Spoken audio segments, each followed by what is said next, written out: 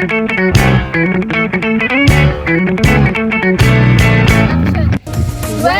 to Laura Biconia Foundation, Palawan. Tara, tingnan natin ang Laura Biconia.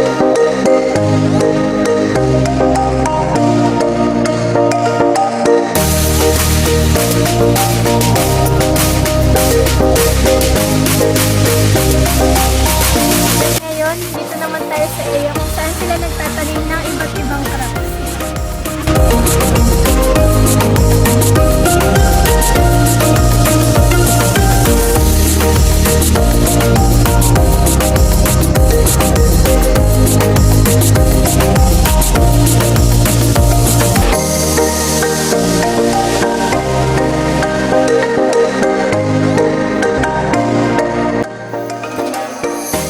Ayun po, pasok tayo sa kanilang stock room kung saan makikita ang kanilang iba't ibang garden tools.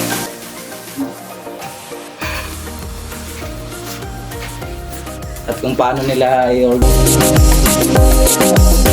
ngayon po, nandito po tayo sa area na kung saan makikita natin ang kanilang iba't ibang alagang hayop.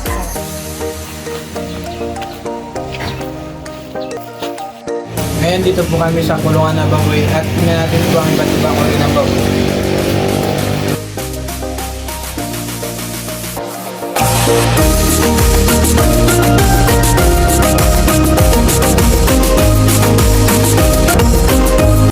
Ngayon po, dito naman tayo sa area ng kanilang saan nakalagay yung kanilang mga manok.